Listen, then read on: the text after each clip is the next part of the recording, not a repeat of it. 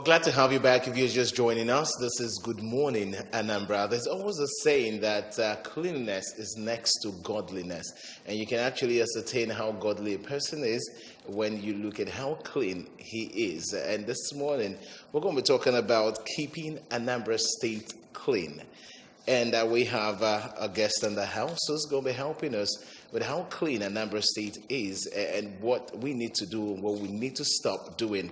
And we have Architect Mike Okonkwo in the house, the Honorable Commissioner for Environment, Anambra State. Good to have you in the program. Morning.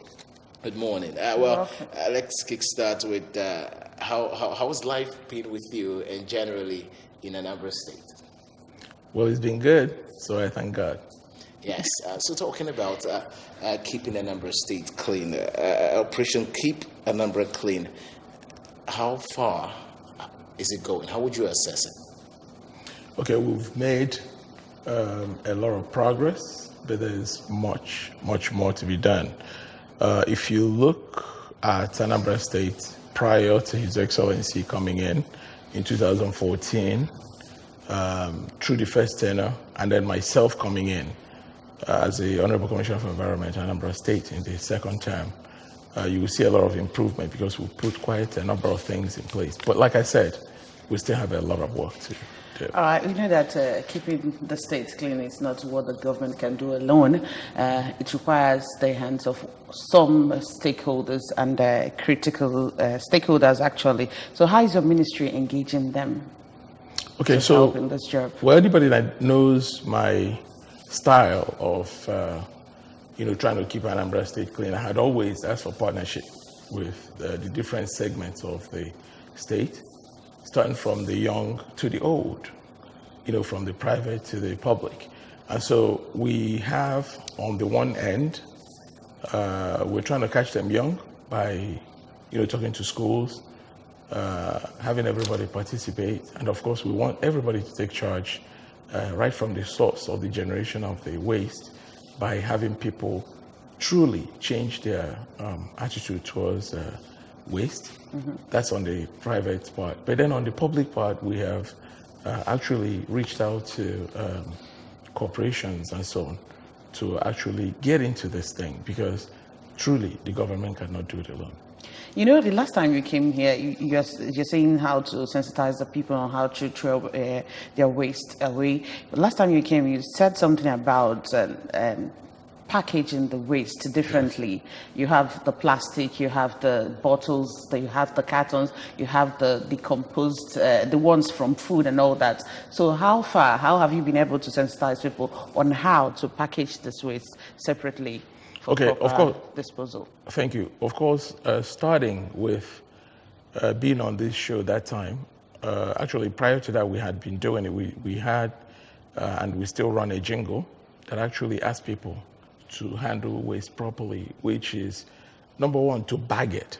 You have to bag your waste. You can't just have it strewn all over or even not be put in the waste bin. His Excellency, like I said when I was here, has been gracious. Approved the introduction of many more waste bins. So we have been placing waste bins across the state so that people will drop them there. So number one is to bag them.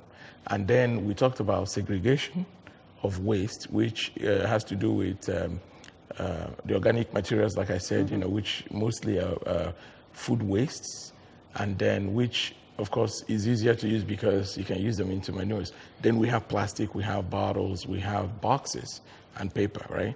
So about a week ago, His Excellency actually now has made it a mandate that the Ministry of Environment and ASWAMA should pursue the segregation of waste, which is our prelude to proper recycling. That means we will be issuing color-coded canisters where you have, the green, the blue, and the other color, all corresponding with the particular material you put in them. You have the one for the bottle, you have the one for the plastic, and then you have one for paper, so that when we pick it up, we'll take it to the dump site and then actually place them separately. So that's where we're going, is segregation, which leads to recycling. Right. When you look at this picture on the screen now, you can see some young guys, involved in cleaning. But when you look at this also, it's an eyesore. It's something not, acceptable. But let us look at the bigger picture. Look at this, where some young guys are actually trying. What exactly is happening?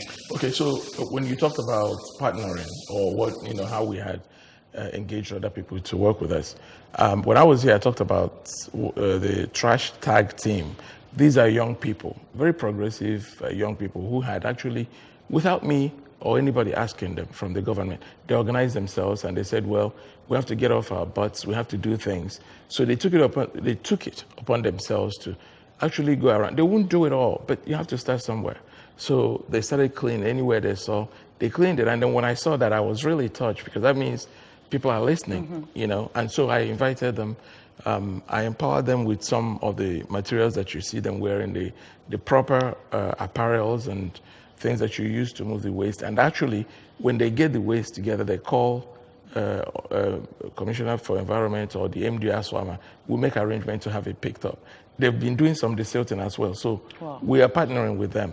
And it's catching on. So people are thinking, let me do like these people did. And so I have a lot of people like that. And they are doing it voluntarily. Voluntarily. As we go on, I will talk about more structured way of having people partner with us.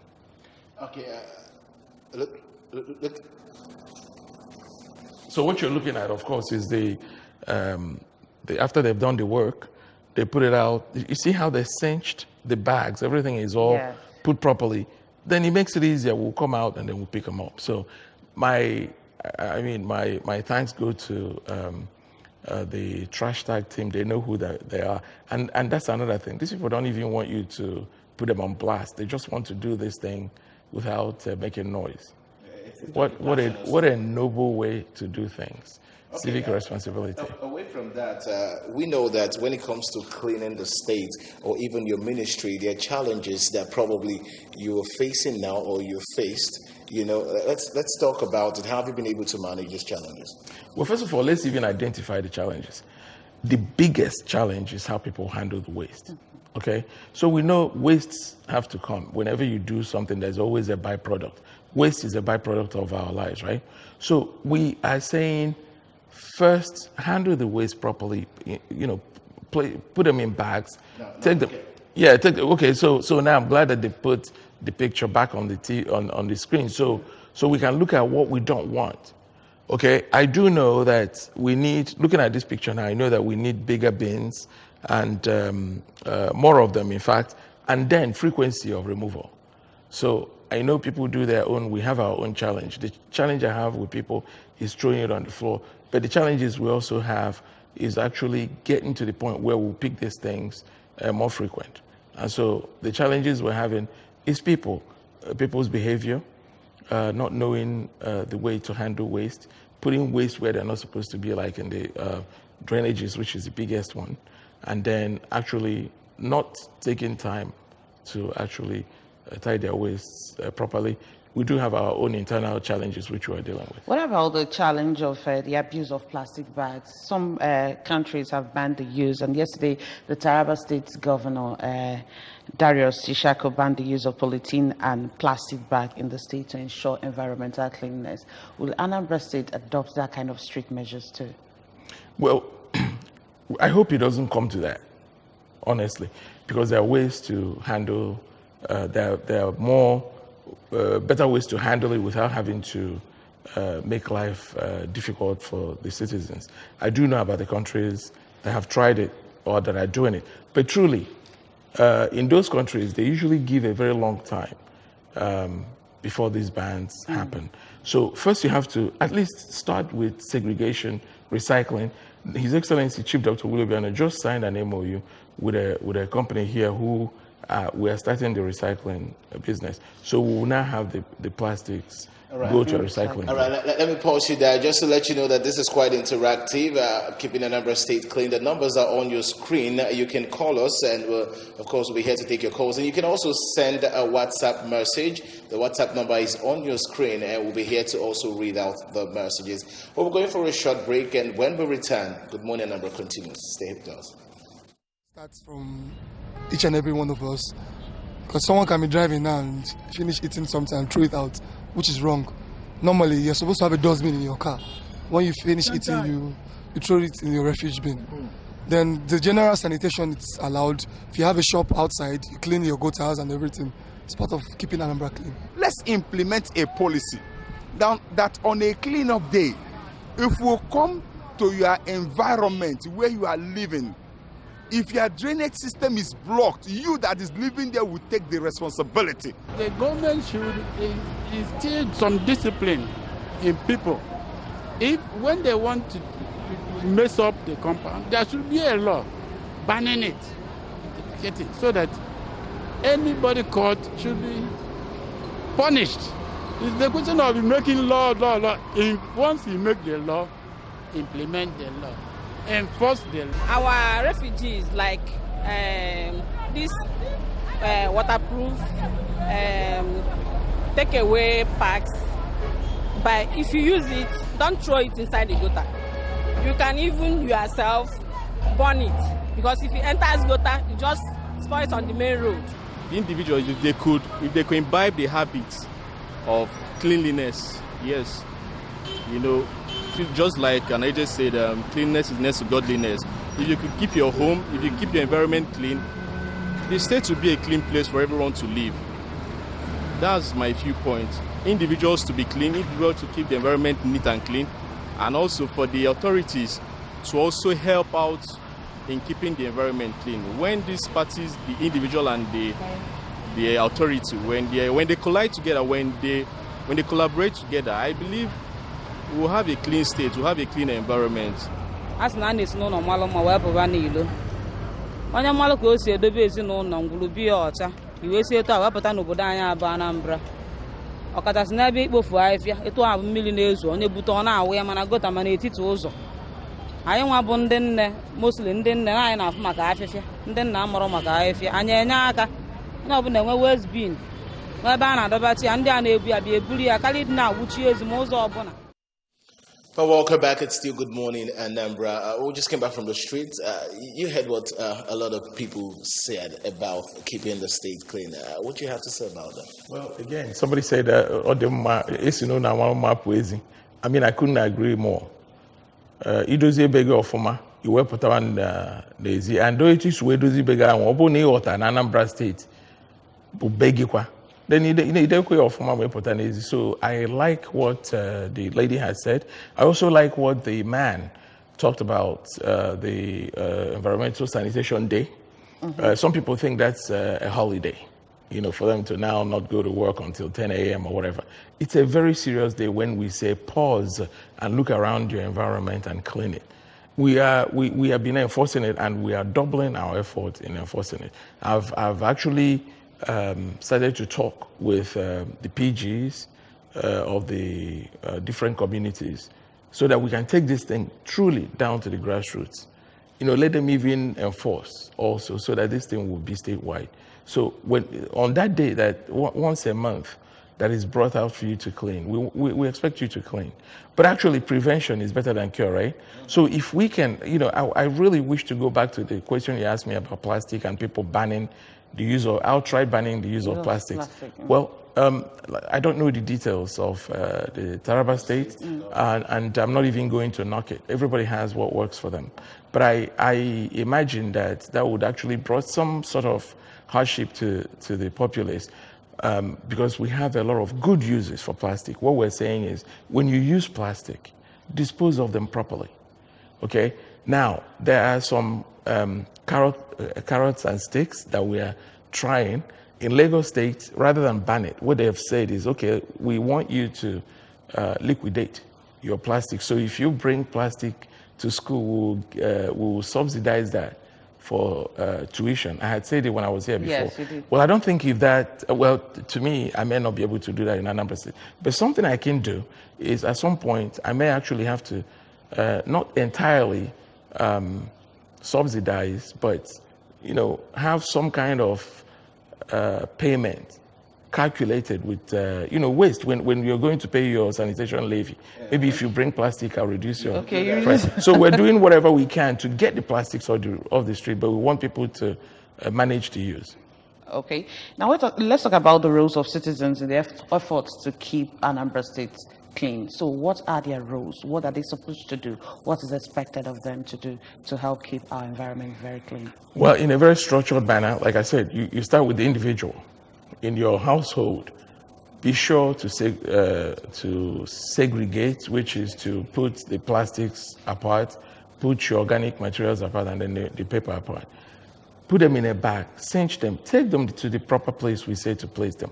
When we come, we'll take them to our dump sites, and they will be properly recycled. That's one. Then when you talk about groups, we're talking about churches, schools, organizations, businesses. Industries, yeah. Okay, we have a map, we have a game plan for how all these places should deal with their wastes. What we're asking is that people pay attention and follow the directives of the Ministry of Environment and that's all. All right, let's move on. Last week, Anambra State government signed an MOU with a private company in Redivivos on waste management. Now, what's the content of the MOU and how will this help the government's efforts to keep Anambra State clean? Okay, I just want to say that is one of the best MOUs that I've witnessed, not just because it affects me and makes my job better, but it actually is an MOU that was signed with a company that quietly have been operating doing this, but I knew about them. So we've been doing some pilot projects together.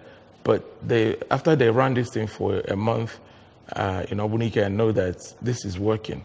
They came to the government and said, we don't want your money, we don't want anything, we want your raw material. Your raw material is the waste, which is plastic. And that's what we're giving them. So we're giving them access to people, we're giving them access to our dump sites. We are also gaining from them organizing our scavengers so that the scavengers will know, yes, if you pick this plastic, you will have a place you can take it to be recycled and processed. Okay. And so that's a major thing. And because of that also, our idea of segregation of waste will actually work. All right, let's talk about the waste that has been generated on different markets in Anambra State. What is the special plan of the ministry to engage market leaders on how to take care of this waste? Okay, we found that Anambra State is a very organized society. Every segment has an organization meeting and so on. So also at the markets, they're thoroughly organized. And so we are actually working with the management of the markets to collect and dispose of their wastes. So we don't really have major problems. When you go inside the market, you won't see a lot of problems. We see problems in the peripheries of the market. So we do have an organized collection method with the market authorities. All right, we saw on Facebook page that by the MD CEO of Anambra Broadcasting Service, that's Nzeru Chanwara, about some secondary school students at Enugu. He met them on their way. They were trying to clean the environment. Just look at the video now. Yes. And then we find this very, very encouraging. But how do we get all the young people across the communities to take on such responsibilities without even prompting them? Well, first of all, that's your MD, my friend. Let me use this opportunity to congratulate your MD, Nzeru Chanwara, who we were all surprised in the Executive Council meeting yesterday when His Excellency called him in to give him a commendation certificate. Well, I've been here for 5 years now. I haven't seen a lot of that given. In fact, this probably is the first one I've seen. And I want you to be very proud of your MD, knowing that he does a good work. I already know that. But anyway, so I thank Nzeru Chanwara. I saw that on Facebook, and that's what we encourage people to do, to actually reach out and get people who are organized or who are organizable to be organized to do this. So I had actually reached out to him. I am organized, and through him, to get those students to Ministry of Environment tomorrow being Wednesday. So I wish to thank them, encourage them. We have some materials that we'll give them to help them do this, and use this opportunity also to reach out to other schools to do likewise. They did it on their own. I did not go. But let me tell you, we do have a schedule now through some NGOs that have been coming to my office. We have a schedule to go to different schools. Like I said, we want to catch them young. We want to let them know this is what you do. And you do know children has a lot of effects on their parents and people around them. So we want to use them to do this. So this is a kudos to. So do you take this campaign to the secondary and primary school? Yes, we have a schedule for this, yes. And it will be fully launched on June 5th when we do the World Environment Day, which actually focuses on air pollution this time. Last year was plastics. So air pollution now. And all these things are intertwined. All right, thank you very, very much. Well, you can actually, you agree with us that the Commissioner for Environment has actually done justice and said the needed thing that needs to be said as regarding to keeping Anambra State clean. I want to say a very big thank you to Architect Mike Okonkwo, Honorable Commissioner for Environment in Anambra State. Many thanks for joining us this morning. Thank you, and I hope we continue to talk about this. And I use this opportunity again to beg Ndi Anambra Biko, Menoka Buruburu Anyi Diocha, and I thank you this morning. Good morning. All right, well, that's it from the Honorable Commissioner himself. Good morning, Anambra. Continue shortly. Please stay with us.